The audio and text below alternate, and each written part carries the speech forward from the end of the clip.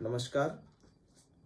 जैसा कि आप सब जानते हैं कि हम इस चैनल के माध्यम से हिंदी के जो अंतर्गत आने वाले विविध रूप हैं, वो चाहे साहित्यिक हो, चाहे साहित्य से इतर हो, उन पहलुओं को हम इस चैनल के माध्यम से आप सबके समक्ष एक एक बिंदु को समझने और जानने की कोशिश कर रहे हैं।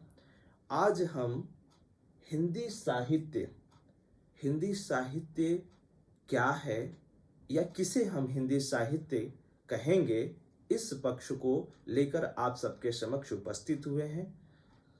यह एक बड़ा और बहुत ही कहीं ना कहीं कठिन बिंदु है कि हिंदी साहित्य के अंतर्गत विविध प्रकार की जो विधाएं शामिल की जाती हैं या विविध प्रकार के जो अंश दिखाई पड़ते हैं, जो अपने अपने कहीं ना कहीं क्षेत्र में अपने अपने एक खास पहचान रखती हैं, उसका कहीं ना कहीं समग्र रूप जो हम हिंदी साहित्य के समक्ष देख पाते हैं, वह हिंदी साहित्य क्या है या उस हिंदी साहित्य का स्वरूप क्या है, इसी को आज हम भली प्रकार समझने और जानने की पहल के लिए आप सबके समक्ष उपस्थित हुए हैं।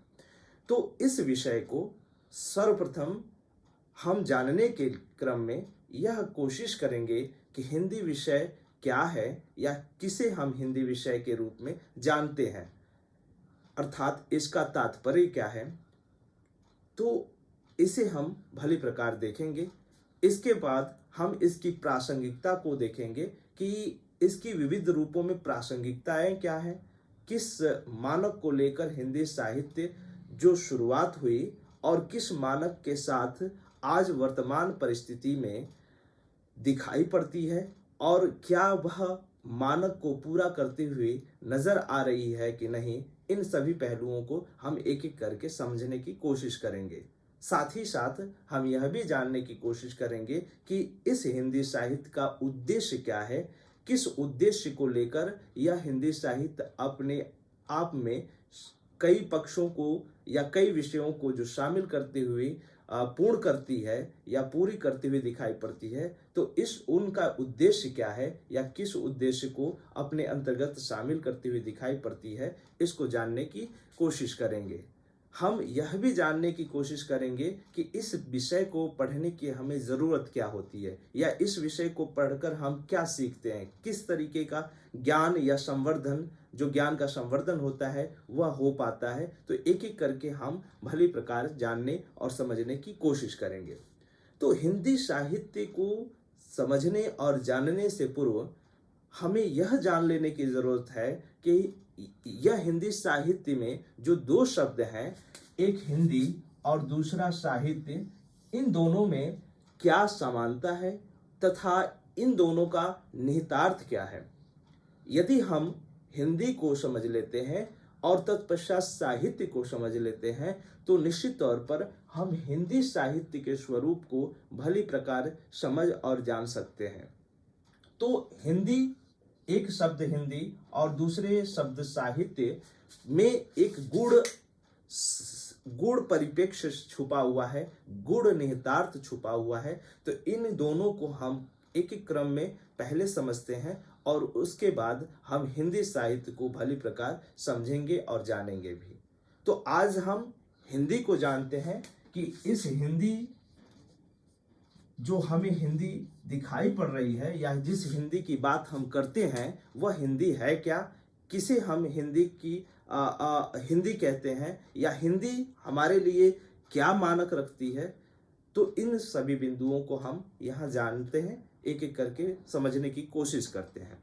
सर्वप्रथम ये हिंदी पे यदि बात करें तो हम सबके जहन में एक बात व्यक्त होती है कि हिंदी एक भाषा है, ऐसी भाषा जिसके माध्यम से हम अपने विचारों को, हम अपने भावों को एक दूसरे तक पहुंचाने की कोशिश करते हैं। अर्थात मनुष्य के अंदर जो भी भाव एवं विचार उत्पन्न होते हैं, उन भाव और विचारों को जब हम बाहर निकालने की कोशिश करते हैं, जब हम उसे अभिव्यक्त करने की कोशिश करते हैं, तो जिस माध्यम का सहारा लेते हैं वही माध्यम हमारी एक तरह से हिंदी कही जाती है।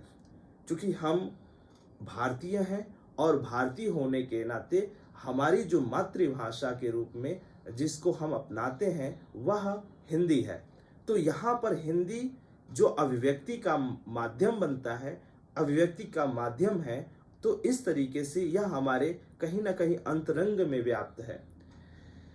ठीक यही एक बात हमें समझने की जरूरत है कि जो कुछ हम अपने आसपास समाज में रहते हुए, हम अपने आसपास घटते हुए या किसी घटना परिदृश्य को देखकर जो कुछ भी अपने अंदर निहितार्थ करते हैं, और जैसी परिस्थिति हमारे समक्ष उपस्थित होती है या परिस्थिति घटित होती है, हम उस परिस्थिति के दौरान हम अपनी अभिव्यक्ति को कहीं ना कहीं व्यक्त करने की कोशिश करते हैं। तो उस व्यक्त करने में जिसका सहारा लेते हैं वह सहारा कहीं ना कहीं हिंदी होती है। तो यह हिंदी कहीं ना कहीं हमारे अंदर जो चल रही हलचल है, जो हमारी अभिव्यक्ति है, जो हमारे विचार हैं, जो हमारी एक तरह से अंदर की कुलबुलाहट है, उसको व्यक्त करने और दूसरे तक पहुंचाने, साथ ही साथ दूसरे की परेशानियों को, दूसरे के भावों को, दूसरे के विचारों को हम तक पहुंचाने की कोशिश करने में हिंदी एक महत्वपूर्ण भूमिका निभाती है। यह हिंदी सिर्फ हमारे लिए जितनी महत्वपूर्ण है, इसी तरीके से दूसरे जो भी साहित्यिक रूप हैं, दूसरे जो भी भाषाएं हैं, वो भी अपनी एक मानकता रखते हैं। जैसे अंग्रेजी है, संस्कृत है, दूसरी फ्रांसीसी है, चीनी है, जितनी भाषाएं हम आज विश्व स्तर पे बोलते हैं, वो सभी विश्व स्तर की भाषाएं प्रत्येक व्यक्ति की अपनी खास अभिव्यक्ति का माध्यम बन। हमारी मातृभाषा है तथा इसकी लिपि देवनागरी है। जैसा कि हम यह भी जानते हैं कि हम ग्रामीण समाज में भी अपने आप को पाते हैं और शहरी जीवन में भी अपने आप को पाते हैं, और एक विविधता हमारे बीच देखने को मिलती है। अर्थात हम जाति के स्तर पे, धर्म के स्तर पे, वर्ण के स्तर पे, समुदाय के स्तर पे, चाहे वर्ग के स्तर पे, हम एक दूसरे से बटे हुए हैं। चाहे वो खान पान हो, चाहे वो संस्कृति हो, चाहे वो बोलचाल हो, रहन सहन हो, इन सभी स्तरों पे हम एक दूसरे से विविध रूपों में अलग दिखाई पड़ते हैं। लेकिन यह भाषा ही है जो हमें एकता के बंधन में पिरोने का काम करती है। ठीक उसी तरीके से जो माला होती है, माला में कई प्रकार के, कई रंगों के जो उसमें जो फलक पड़ते हैं, अलग अलग प्रकार की उसमें मोतियां पिरोई जाती हैं। इस तरीके से वो मोतियां अलग अलग होते हुए भी उस माला को एक खूबसूरती या सौंदर्यता प्रदान कराती है। ठीक उसी तरीके से हमारे यहाँ विविधता होकर भी हम इसी भाषा के माध्यम से, अर्थात हिंदी जो मातृ हमारी भाषा है, उस भाषा के माध्यम से हम एकता के बंधन में बंध पाते हैं। यह हम जानते हैं कि जो भारत है, भारत का उत्तर पूर्वी जो बेल्ट है, उत्तर पूर्वी का जो स्थानीय भाग है, उस भाग में हमारी ज़्यादा से ज़्यादा जो लोगों की भाषा है वह हिंदी है। इसलिए यह अभिव्यक्ति का माध्यम होते हुए भी अब अधिक से अधिक लोगों की कहीं ना कहीं भाषा है, और इसी भाषा में लोग अपने वार्तालाप, दिन दैनिक क्रियाकलापों को कहीं ना कहीं पूर्ण करने की कोशिश करते हैं। तो यह मातृभाषा के रूप में भी स्थान पाती है। एक और पहल यह भी है कि प्रत्येक देश की अपनी एक संस्कृति है, अपनी एक मानकता है, अपनी एक विचारधारा है। उस संस्कृति को, वहाँ के रहन सहन को, वहाँ के खान पान को, वहाँ की सोच को बतलाने की अगर कोई कोशिश करती है तो वो भाषा ही होती है। ठीक इसी तरीके से हमारे देश की संस्कृति, हमारे देश के रहन सहन, खान पान या यहाँ की जो विचारधारा है, उससे अगर किसी को अवगत कराने की कोई कोशिश करती है तो उसमें ज़्यादा से ज़्यादा स्थान हिंदी भाषा को ही प्रदान है। तो इस तरीके से हिंदी भाषा अपने आप में एक बड़ा ही व्यापक और समृद्धिपूर्ण स्थान ग्रहण करने में सक्षम है। इसके अतिरिक्त देश की ज़्यादा से ज़्यादा आबादी इसी भाषा में अपने हाव भाव को अभिव्यक्त करने में अपनी महती भूमिका निभाती है। यही कारण है कि इसी स्थिति को देखते हुए देश में जब संविधान सभा लागू किया जा रहा था, अर्थात गणतंत्र दिवस के कुछ दिन के बाद 14 सितंबर 1950 को इसे राजभाषा का दर्जा दिया गया और यह कोशिश की गई कि जो राष्ट्रीय स्तर पे जिन भाषाओं में अगर सबसे ज़्यादा प्राथमिकता मिले उसमें हिंदी को ज़्यादा स्तर पे इसकी प्राथमिकता प्रदान की जा सके। वैसे राजकाज की भाषाओं में के रूप में, चाहे वो सरकारी क्रियाकलाप हो या अर्ध सरकारी क्रियाकलाप हो, उस स्तर पे इस हिंदी को ही प्राथमिकता प्रदान की गई है। इसके अतिरिक्त जो अपनी जड़ों से जुड़ने का जो एक माध्यम हो पाती है, एक कहीं ना कहीं जो स्वरूप हो पाता है, वह यही भाषा है, क्योंकि हम इस भाषा में अपने जीवन को पाते हैं। हम जहाँ जन्म लेते हैं, जहाँ हम एक लंबा समय व्यतीत करते हैं, वह लंबा समय व्यतीत करने के दौरान जिसमें अपने आसपास के लोगों से, अपने परिवार के लोगों से, अपने एक बड़े समूह वर्ग के लोगों से कहीं ना कहीं जिस भाषा में अपनी अभिव्यक्ति कर पाते हैं, जिस भाषा में संप्रेषण क्रियाएं कर पाते हैं, उन भाषा के रूप में हिंदी को ही ज़्यादातर प्राथमिकता मिलती है। यही कारण है कि जीवन से जुड़ी हुई जो भी क्रियाकलाप है वो इसी भाषा में अभिव्यक्त हो पाते हैं। तो इस तरीके से यह जीवन से जुड़ी हुई भाषा कहला सकती है या कही जाती है। इसके अतिरिक्त जीवन के जो भी मूल्य हैं, जो अनिवार्य मूल्य हैं, वो सभी मूल्य इसी भाषा में अभिव्यक्त होते हैं। इसी भाषा में हम आत्मचेतन, ज्ञान की भावभूमि भी कहीं ना कहीं पा पाते हैं, स्थापित कर पाते हैं। चिंतन धारा को भी हम इसी भाषा में अपने अंतर्मन में व्याप्त कर पाते हैं। हम इससे पहले भी संवैधानिक स्तर पे भी बात कर रहे थे कि राजभाषा के रूप में इसको दर्जा प्राप्त है। तो वहीं पे वसुदेव कुटुंबकम की अवधारणा भी इसी भाषा को कहीं लेकर अपनी मानवता को पूर्ण करती हुई दिखाई पड़ती है, क्योंकि इस असमानता के कारण, देश में असमानता होने के कारण यहाँ अनेक प्रकार की विविधता दिखाई पड़ती है। कुछ लोगों की भाषा कुछ और होती है, कुछ लोगों का रहन सहन कुछ और है। जाति धर्म के आधार पे पहले भी हम जिक्र कर चुके हैं कि अलग अलग विविधता है। तो इस विविधता में कहीं ना कहीं अगर किसी को जोड़ने का काम करती है, अगर समानता की बात करती है, कहीं ना कहीं एकता की बात करती है, कहीं ना कहीं अखंडता की बात करती है, तो ये भाषा उसमें सर्वाधिक और संपूर्ण नजर आती है, सबसे ज़्यादा महती भूमिका निभाती हुई दिखाई पड़ती है। तो यह अपने आप में एक बड़ा मानक तैयार करती है। साथ ही साथ यह एक वैज्ञानिक भाषा है। वैज्ञानिक भाषा कहने से तात्पर्य है कि जैसी बोली जाती है ठीक उसी तरीके से इसका लेखन कार्य किया जाता है। अंग्रेजी के तरीके से इसमें लेखन कार्य नहीं कि कुछ उसमें जो वर्ण आते हैं वो साइलेंट हो जाते हैं, ऐसा नहीं होता है, बल्कि हिंदी में सभी वर्णों का उच्चारण स्पष्ट ध्वनियों के साथ किया जाता है। तो इस तरीके से हिंदी अब वैज्ञानिक भाषा कही जाती है। साथ ही साथ इसके लेखन कार्य में हम जो शैलियों को अपनाते हैं वह भी अपने आप में एक मानकता तय करती है। इसकी शैली जो है वो गद्यात्मक है और पद्यात्मक है, और साथ ही साथ एक तीसरी शैली भी जिसको चंपू हम काव्य कहते हैं वो भी दिखाई पड़ती है। तो ये इसकी मानकता को, इसकी वैज्ञानिकता को प्रमाणित करने में अपनी महती भूमिका निभाती है। यदि हम वर्तमान परिदृश्य में भाषा की प्रासंगिकता पर बात करें तो निश्चित तौर पर हमें यह जानकर खुशी होती है कि इसका जो वर्तमान स्थिति में जो इस भाषा की फलक है वह विविधता के रूप में दिखाई पड़ते हैं, विस्तार के रूप में दिखाई पड़ते हैं।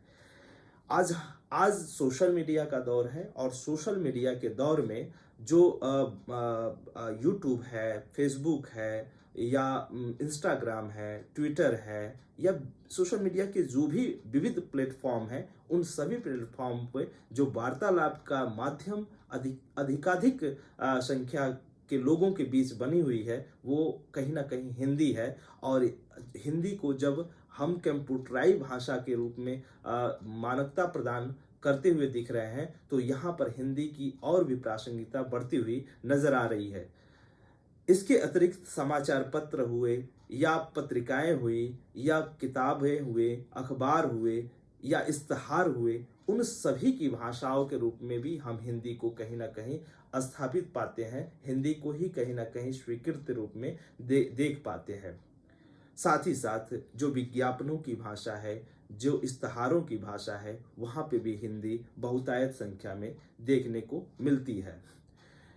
जो व्यापक स्तर पे एक अभिनय कला होती है, अभिनय कला चूंकि वहाँ शिक्षित और अशिक्षित सभी लोगों का जो कहीं ना कहीं मनोरंजन का स्रोत है, मनोरंजन की एक भूमिका निभाने में अपनी महती कदम उठाती है, तो उसकी भी जो भाषा है, चाहे वो रंगमंच हो, चाहे वो सिनेमा हो, चाहे वो नाटक हो, चाहे वो नुक्कड़ नाटक हो, सभी जगहों पे कहीं ना कहीं भाषा जो हिंदी ही दिखाई पड़ती है, क्योंकि ये सभी विविध रूपों में अभिव्यक्त होते हैं, लेकिन भाषा के स्तर पे हिंदी को ही ज़्यादा प्राथमिकता इन स्थानों पे मिलती है। आधिकारिक तौर पर अगर देखा जाए तो जो अधिकारी होते हैं, जो सरकारी अधिकारी होते हैं, वो भी कहीं ना कहीं जनता से जो संवाद का आयोजन करते हैं, संवाद योजना अपनाते हैं, वो भी कहीं ना कहीं इसी भाषा, इसी हिंदी के माध्यम से अपनाते हैं। तो यह भाषा का कहीं ना कहीं एक विस्तारित रूप हम देख पाते हैं। साथ ही साथ आज के समय में एक बड़ी पहल मोटिवेशनल चैनलों की देखने को मिल रही है, जहां पर बहुत सारे ऐसे यूट्यूबर हैं या बहुत सारे ऐसे लोग हैं बड़े बड़े जो कि अपने अभिव्यक्ति के माध्यम से, अपने अपने क्रियाकलापों के माध्यम से अनेक लोगों को जागरूक बनाने, उनको मोटिवेट करने की कोशिश कर रहे हैं। तो इसकी भी भाषा हम हिंदी को ही देख पा रहे हैं, हिंदी की को ही समझ पा रहे हैं। तो इस प्रकार से वर्तमान समय में इतनी विविध श्रेणियों में विविध जो संप्रेषण के माध्यम है, जो जो अभिव्यक्ति के माध्यम है, उन सब का कहीं ना कहीं एक स्रोत हम हिंदी को ही देख पाते हैं। तो इस तरीके से हिंदी विस्तारित रूप में कहीं ना कहीं आज हिंदी अपनी एक खास पहचान होने के नाते न केवल राष्ट्रीय लेवल पर बल्कि अंतर्राष्ट्रीय लेवल पर भी अपनी मानकता और अपनी व्यापक खूबियों को लेकर उपस्थित दिखाई पड़ रही है। आज विश्व बाजार के रूप में जिस भाषाई युद्ध में आज हिंदी की प्रासंगिकता बखूबी देखने को मिल रही है, इससे हमें गर्वान्वित होने का कहीं ना कहीं हक भी जायज़ दिखता है। इसलिए हमें यह कहते हुए तनिक भी संकोच नहीं होता कि हम भारतीय नागरिक होने से कहीं ना कहीं समृद्धि प्राप्त कर पा रहे हैं, कि हम कहीं ना कहीं हिंदी को अपनी राष्ट्रीय भाषा के रूप में दर्जा देने की ओर प्रासंगिक है। अपनी राष्ट्रीय भाषा के तौर पर इसे मानक रूप प्रदान करने में कहीं ना कहीं समृद्धि प्राप्त कर पा रहे हैं। तो आज हम लोगों ने हिंदी साहित्य विषय को समझने के क्रम में हिंदी को जाना कि हिंदी क्या है, इसकी प्रासंगिकता क्या है, वर्तमान परिदृश्य में इसकी व्यापक स्तर पे या राष्ट्रीय स्तर पे या मातृभाषा के स्तर पे किस तरीके से पहचान दिखाई पड़ रही है, इसको भी देखा। तथा आज जो वैश्विक दौर के क्षेत्र में या सोशल मीडिया के क्षेत्र में किस तरीके से एक जो भाषाई द्वंद्व की स्थिति बनी हुई है, वहाँ पर हिंदी की पहल कितनी ही प्रगाढ़ और विस्तृत रूप में दिखाई पड़ती है। आज हिंदी कहीं न कहीं दूसरे देश की जो भाषाएँ हैं, उनको भी अपने अंतर्गत शामिल करती हुई बखूबी अपनी एक नई पहचान बनाते हुए दिखाई पड़ रही है।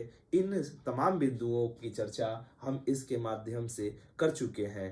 तो निश्चित तौर पर हमने आज विविध जो बिंदु हैं उनके माध्यम से हिंदी को जाना और एक-एक बिंदुओं के माध्यम से ये समझा भी।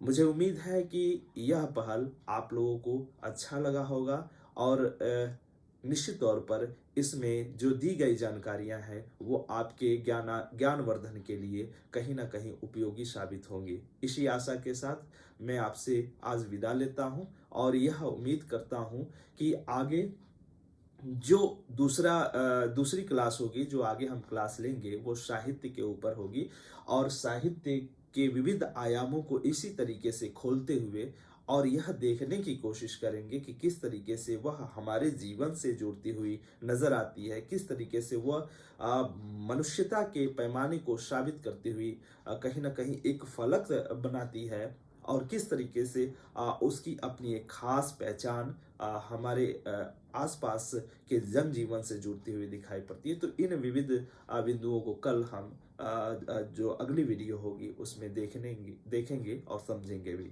आज के लिए बस इतना ही। मैं जाते जाते आपसे एक विनम्र निवेदन यह करना चाहता हूं कि आप इस चैनल को सब्सक्राइब यदि नहीं किए हैं तो सब्सक्राइब करें तथा अपने मित्र और ज़रूरतमंद लोगों तक शेयर करना न भूलें। धन्यवाद।